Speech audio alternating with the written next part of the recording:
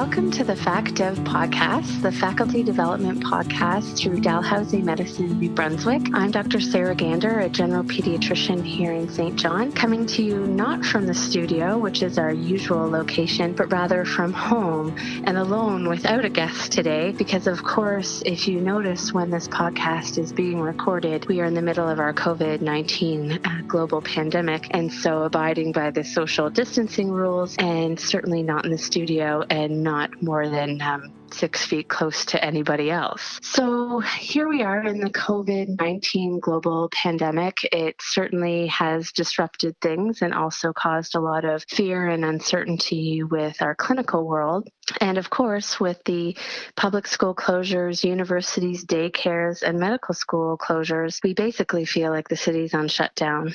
This causes a lot of unique problems for us clinically, but of course, if you think about our academic world with the universities, we're going to have to think of some really innovative ways to catch up on curriculum and accreditation requirements and meet all of our other commitments, both for faculty and for students.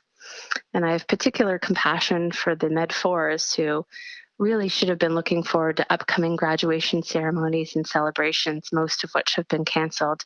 There hardly seems much to look forward to. But I think that on the bright side, we're actually learning a lot from this and can learn a lot from the universities who, from a virtual and distance learning perspective, have a lot of information to share.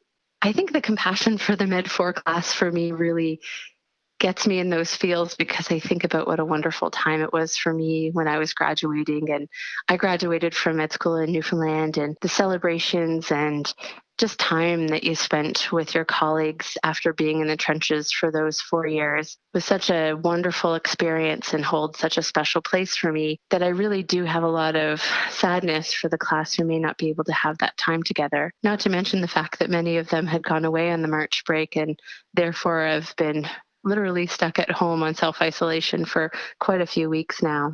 I'm recording this podcast both to be timely, but also to bring the student perspective to frontline people who may have a little bit of time on their hands, maybe not, but certainly may not be in their usual pattern of clinical provision of care. And so maybe listening to a podcast and maybe missing our students, many of whom have been taken off the front lines due to the COVID-19 perceived risk. So what I did was reach out to some of our students via email, and of course they never disappoint, and I thought I'd bring a few perspectives of theirs to the table. One Med2 student writes, "We began remote courses this morning, continuing on with our lectures, tutorials, and videos to learn clinical skills."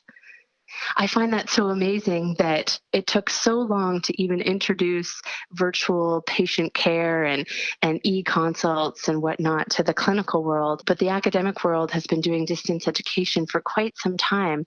I think we have so much to learn. They were able to almost immediately operationalize the students being able to have a lot of their lectures and curriculum delivery right from the comfort of their home. She goes on to say, "Our community is strong and we have many supports here at DMNB through student affairs, UGME, and our technical team."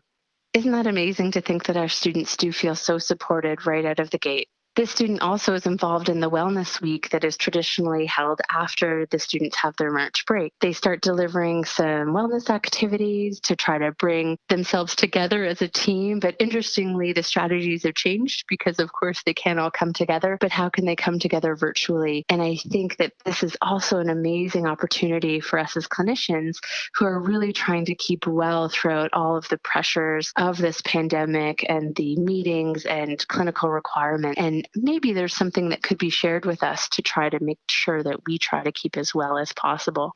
I think it's really interesting to try to think about what our med students are up to and the opportunities and knowledge that they bring to the table. If you look at the classes at DMNB, the skill sets are so vast, but also applicable to what we're doing right now. There are people who have backgrounds in process development, business, communication, even public health. I wonder if we're missing opportunities where the students are really talking about how they feel like they would love to contribute, but really cannot. Another Med2 student says, "I wish there was more I could do besides just stay home, but I also know that for right now, that's the best I can do." I can't help but continue to think about those Med 4s who are in that unique position of being at the end of their time with us at DMNB. And so that message is something I'd like to read out to you now, as I think it really captures where those students are. Admittedly, my first thoughts centered around myself. Will I still be able to graduate? Will I still start residency? These last 4 years have been an incredible roller coaster, and I don't think anyone expected things to end like this. However, more than anxiety, I've been overwhelmed by a resounding sense of helplessness in the COVID-19 crisis. In the first year, a physician compared medicine to firefighting, where we have to suppress our instincts to do the job that we signed up to do. When everybody runs out of a burning building, we have to run in. In this moment, the COVID-19 pandemic feels like a row of houses on fire, and all I want to do is run towards the flames and help put them out. I feel guilty when I think about the workers on the front line, especially those that risk exposure with children at home or who are caregivers of those who are unwell. I'm young, I'm healthy, I don't have dependents. I should be out there doing my part, or at least helping minimize their risk. I think this really speaks to where our students are and where their hearts are right now. Only in a few months, these fourth-year students will be licensed physicians and be on the front lines, and we don't even know if this will be over.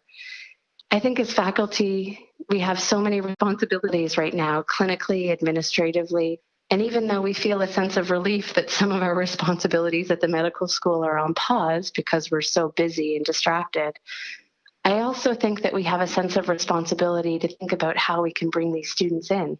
Imagine if we had started out in this pandemic, having been through this before. I think we all knew that something might be coming, even though we haven't faced anything like this in our careers. Actually, even really in this century. Don't we have a responsibility to our students to say, history shouldn't repeat itself? We can be prepared because you may face this again. So maybe innovative ways need to be discovered about how to actually bring students in. Maybe it's just that they're involved in process or meetings and not necessarily put at risk clinically. But I'd love us to think about a way that we can ensure that history doesn't repeat ourselves, that we are prepared for the next time. And I think the very best that we can do for our students is to make sure that when they are faced with this, they felt that they were somewhat prepared. I'll sign off there and think, of course, we don't want to have more responsibility on our plates these days, but what a wonderful way to engage students to be able to document what's happening and be able to really reflect and debrief and process that later. I think that's what will help them stay well and hopefully help us as faculty stay well. So having said that, please stay well, be good to yourself, and best wishes to you all. See you next time, hopefully in the studio.